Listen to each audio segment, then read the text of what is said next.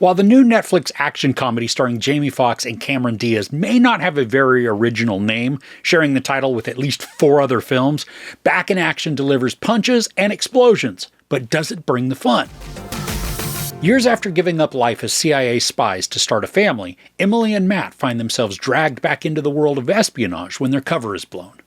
So this is the 3rd time Foxx and Diaz have teamed up for a film, with Any Given Sunday and Annie being the other 2. And it's also worth noting that Diaz hasn't been in a film for a decade. She doesn't come across, though, like she's trying to brush off any cobwebs within her acting. Now, the duo play a couple who abandon their covert life as CIA agents to start fresh, becoming anonymous, everyday people who eventually have a teen and a tween. The story doesn't waste time getting us introduced to the pair, almost instantly enveloping them in an op that gets crazy and allows for a harried and CGI-heavy action sequence. I mean, we're talking close-quarter battling inside an object that's hurtling several hundred miles per hour, to which calamity strikes and makes the whole environment a bit of managed chaos.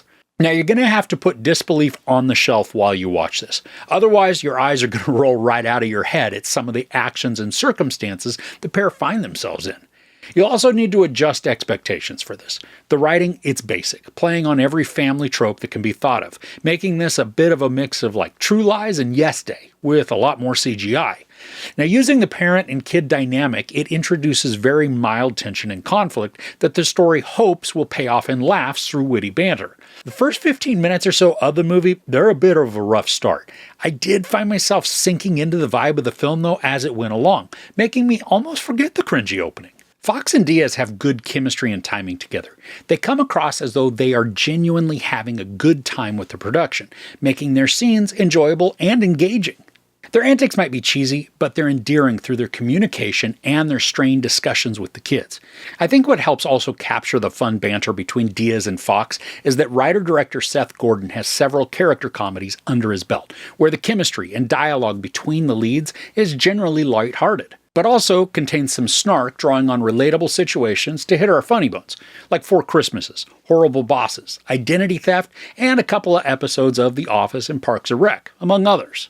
Since action is part of the title, the film does incorporate a bunch of stunt work to keep the momentum of the story moving, while also adding some excitement.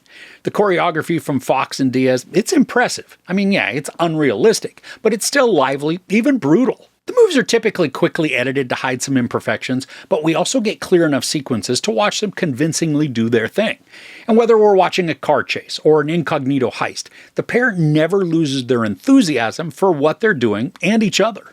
It becomes a feel-good watch, where 2 people aren't bickering during emotionally stressful situations, but instead use those strenuous moods to build each other up and encourage, sometimes even involving positive teaching moments for their kids. And again, you have to remember that you need to check your disbelief at the door while watching. Otherwise, just about every scenario in this is going to have an annoying effect. Now, in addition to Diaz and Foxx, this also features Glenn Close, Andrew Scott, and Kyle Chandler. Now, while each of the 3 aren't in the movie for long stretches of time, they each play pivotal roles within the story, adding some dry and also cringy humor. Now, despite leaving doubt and disbelief behind while watching, the entire storyline, it is wildly predictable. In fact, probably within the first 15 minutes, you'll have figured out what's going to happen. So while that removes any potential mystery, there are still laughs to enjoy, along with comedic exchanges and energetic fights. There's also an incredible amount of plot conveniences and character protection. Our heroes typically escape each harrowing situation unscathed, while the baddies took a licking. And there are also moments when the villains are able to track down the family implausibly fast. But I just figured that was less time spent not getting us some crazy stunts, like using a gas pump or a squeegee as improvised weapons. Even the actors who portray the kids have good chemistry within the cast, exuding charm and innocence, but also exhibiting some smart and subtle comedy. McKenna Roberts and Rylan Jackson are endearing, and they play siblings well. They give each other retorts that feel genuine, not only thanks to the dialogue, but the delivery, creating believable responses with just the right amount of attitude. Now, surprisingly, the movie feels shorter than the almost 2-hour runtime. That's not to say that portions don't drag on or scenes aren't overextended, attempting to create more laughs, because there are some. But generally, I didn't feel the time. I think that's also because the story uses this syncopated beat of action, drama, action, comedy, action, so on. When there are lulls that focus more on speaking interactions between the characters, the scripting usually tries to balance it with sarcasm or the aim of creating laughs. Sometimes it works, other times it's painfully obvious how it misses the mark by trying too hard. So overall, despite the utter predictability of the plot, the semi-cringy dialogue, the vast number of conveniences and character protection, and the implausibility of many outcomes, Back in Action still manages to create lighthearted and casual fun, drawing on the endearing chemistry between Cameron Diaz and Jamie Foxx. While you'll need to suspend all disbelief while watching, once you do, it can be an enjoyable way to escape the world for about 2 hours.